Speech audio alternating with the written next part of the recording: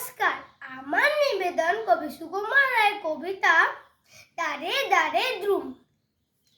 ছুটছে মোটর ঘটর গত, ছুটছে গাড়ি জুড়ি, ছুটছে লোকের নানান লোকের করছে হুড়োহুড়ি, ছুটছে কত খেপার মতো, পড়ছে কত চাপা, সাহেব মেমে থমকে থেমে বলছে মামা পাপা।